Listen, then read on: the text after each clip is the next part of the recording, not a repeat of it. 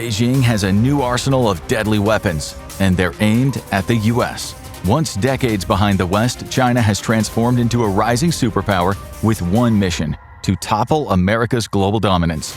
To do that, it's developing weapons designed to cripple US systems. From advanced missiles and hypersonic rockets to AI-driven warfare, Beijing is ready to challenge the US. On today's episode of the Infographics Show, we'll reveal how China's new weapons were built to destroy America. In July 2021, US intelligence agencies detected something that made their blood run cold. China had tested a weapon that seemed to come straight out of science fiction. It was a missile that flew into Earth's orbit, circled the globe, and then plunged toward its target at hypersonic speeds. This isn't your typical ballistic missile. The Fractional Orbital Bombardment System, or FOBS, represents a completely new threat. Traditional ballistic missiles work in a pretty simple way. Their rocket engines propel them up into a suborbital path, but that powered flight doesn't last very long, just enough to give the missile its speed and direction. After that, gravity takes over, slowing it down and pulling it back toward the Earth. That's why most intercontinental ballistic missiles, or ICBMs, end up following a predictable arc, kind of like tossing a ball across a field.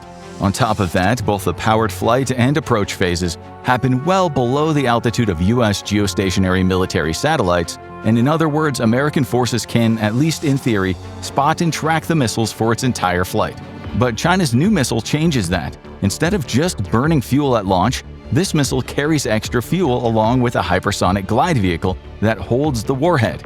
Unlike a traditional ICBM, the glide vehicle uses powered flight throughout, letting it cruise at high speeds while staying lower than normal ballistic missiles. You might think that the lower altitude makes the missile easier for US radar and satellites to spot, and technically that is true, but it's the constantly powered flight that makes this new missile so dangerous. It can shift its angle, course, or heading at any point, and that's how it managed to circle the entire Earth before plummeting back to a Chinese test site. With these missiles, you don't have to preload target coordinates, let it fly, and then hope for the best. You can launch it into suborbital orbit, hold it there for an hour or two, and then order it to suddenly turn toward the target, all while traveling far faster than the speed of sound. The Chinese test missile was flying for around 100 minutes, which is significantly more than it takes an ICBM to reach its target, usually around 20 to 40 minutes. China keeps its military secrets tightly guarded, so there is no way to know if it could deploy a missile that circles the Earth several times before suddenly striking.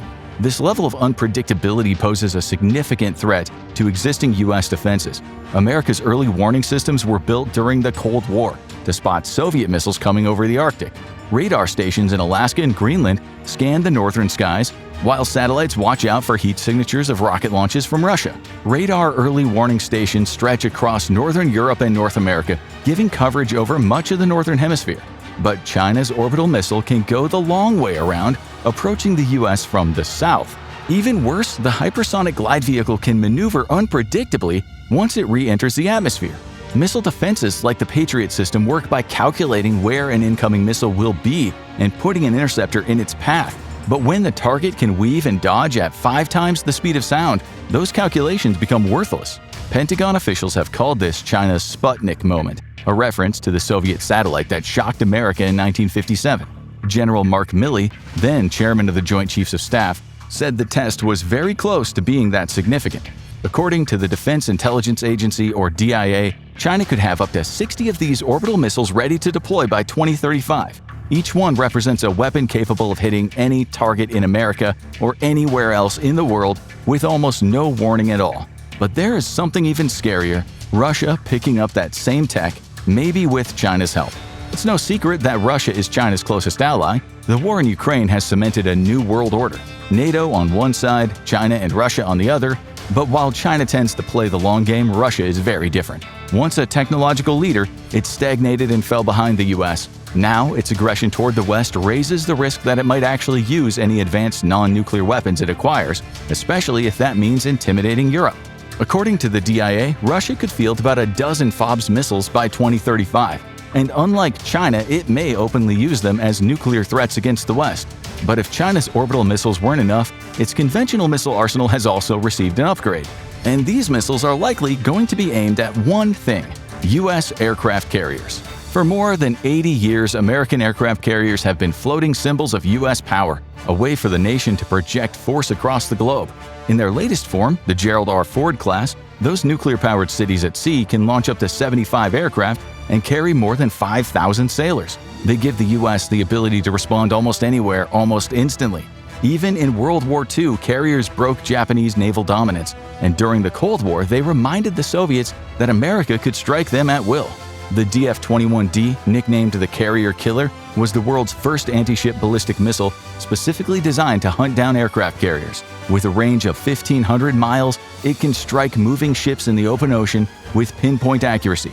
The missile's warhead is maneuverable, meaning that it can change course on the way down to strike a carrier, even if the ship tries to dodge or launch countermeasures. But China didn't stop there. The DF-26B extended this capability even further with a 2,500-mile range that puts not just carriers at risk but even U.S. bases in the East and South China Seas. Some military analysts call it the Guam Express because it can reach America's most important Pacific stronghold in minutes. These aren't theoretical weapons either.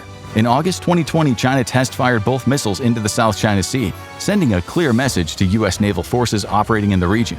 The launches came just one day after Beijing accused the U.S. of sending a spy plane into Chinese training waters. It was a not-so-subtle reminder of what might happen to American vessels that stray too close.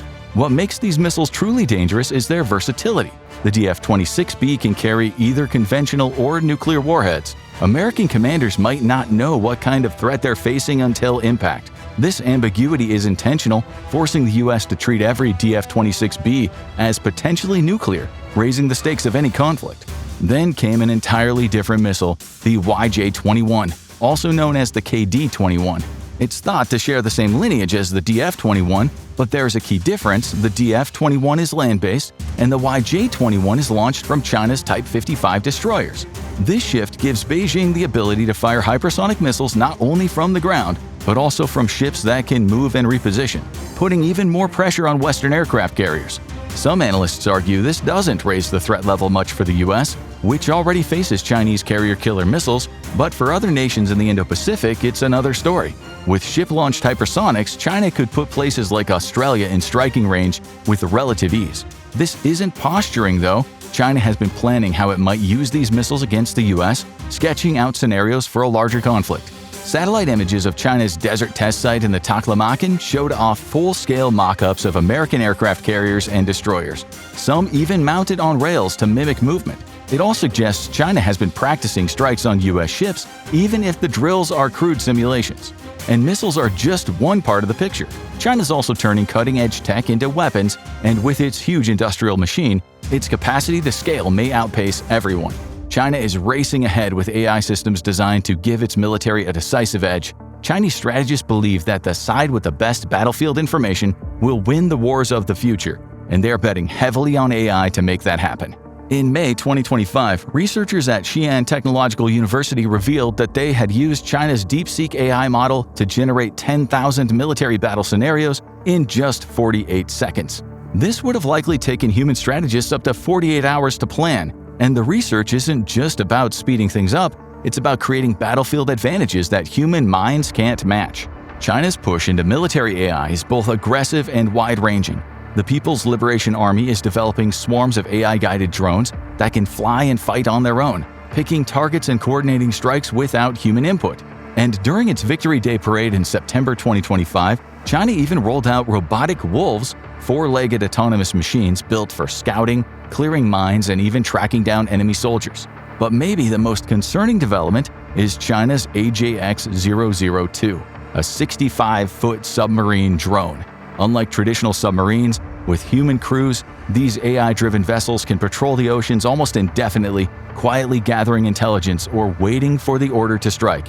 No one is sure what the main targets would be, but one obvious move is undersea cables, responsible for carrying huge amounts of data and essentially making the internet work as we know it. China and Russia have already been accused of hitting them, and underwater drones could follow suit. In a fight with the West, severing or slowing down communications might decide the outcome. China could also turn its sea drones against shipping infrastructure, especially American naval assets near the Malacca Strait. This narrow waterway is one of the world's busiest trade routes and a vital lifeline for China's economy.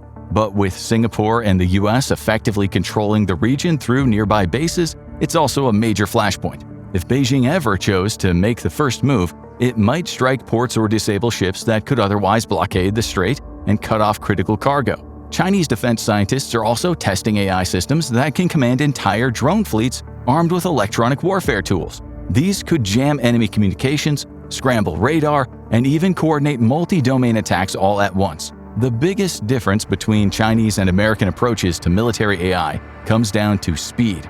US companies face red tape, public pressure, and constant ethical debates. Meanwhile, China's state-run defense industry can roll out new AI systems quickly without those obstacles. When the Chinese military decides to adopt a new AI system, it can be on the battlefield in months instead of years. Beijing's also steering its entire armed forces towards cyberspace, announcing a bold plan to fully integrate AI into the People's Liberation Army by 2030. The details of that plan are still murky, but one thing is clear: China sees AI as the future of warfare, and it is pouring resources into making that future a reality. The war in Ukraine has driven this point home. Drones have outpaced traditional weapons in the damage they inflict.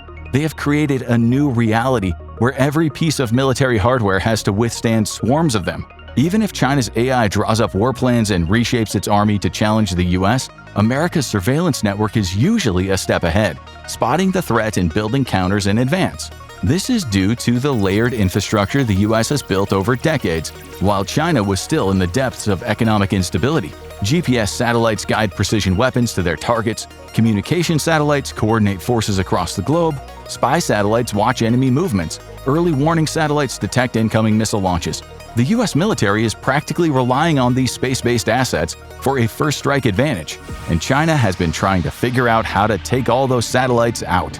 China's most dramatic show of force came in early 2007 when it used a modified ballistic missile to blow up one of its own weather satellites. This collision shattered the craft and left behind more than 3,000 pieces of debris. It was the largest space debris field in history at the time, and the message was clear: China had begun anti-satellite testing, and anything in low Earth orbit could be at risk. In 2024, Chief of Space Operations General Chance Saltzman warned that China was already developing multiple categories of space weapons. Ground-based lasers are one of the most immediate threats. These high-powered beams can blind satellite sensors from thousands of miles away, and with enough energy, they can even damage the satellites themselves. US intelligence believes that by the late 2020s, China will be able to field lasers strong enough to knock satellites out of orbit entirely. China has also tested satellites with robotic arms that can grab and move other spacecraft. In some demonstrations, they've maneuvered close to foreign satellites and used mechanical claws to grab and move them. Officially, China says the goal is debris removal, but the same tech could easily disable or destroy enemy satellites. In effect, it's space dogfighting, with satellites targeting satellites. Electronic warfare represents another dimension of China's anti-satellite arsenal. Chinese jammers routinely target GPS signals and communications links. They have even gone after the Pentagon's extremely high-frequency systems used for secure military communications. These attacks can disable satellites without destroying them, avoiding the debris problem while still achieving the military objective. In his 2024 report, General Saltzman described China's space threat, and more particularly the pace at which it has been escalated, as mind-boggling, and he warned that the US doesn't have adequate funding to counter it. While the US has created the Space Force, there is still a question about how it will actually function, and it's still in its infancy compared to other branches of the US military. The US has poured huge sums into the Space Force, more each year than NASA gets. But without many concrete projects revealed so far, it's still too early to say which country will end up controlling Earth's orbit. Even outside of the military, China has been racing to catch up with the US in space. One of its biggest projects is the Tianfan satellite mega constellation, a network of hundreds of satellites meant to rival Starlink.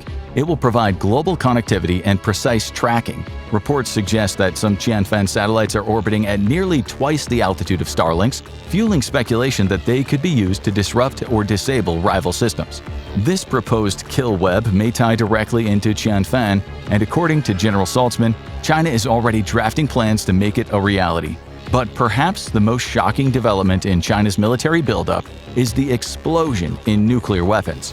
From 2020 to 25, China more than doubled its nuclear arsenal, going from 300 warheads to over 600. The Pentagon estimates it'll exceed 1,000 warheads by 2030. This is the fastest nuclear buildup in modern history, and it may directly violate the non-proliferation agreements the US and the Soviet Union signed decades ago. China's nuclear expansion is also about raw capability. For decades, it stuck to a doctrine of minimum deterrence, keeping only a small arsenal, just enough to guarantee retaliation if it were attacked. That era is over. China now operates a full nuclear triad: land-based intercontinental ballistic missiles, submarine-launched missiles, and air-delivered weapons. The September 2025 Victory Day parade marked the first time China publicly displayed all three legs of its nuclear triad, including the new Zhengli-1 air-launched ballistic missile carried by H-6N bombers. China's new DF-61 intercontinental ballistic missile shows just how far this buildup has come. Mounted on a mobile launcher, it can carry multiple warheads and reach more than 7,500 miles, enough to put every major U.S. city in range. Meanwhile, the DF-5C can deliver a multi-megaton warhead powerful enough to wipe out an entire metropolitan area.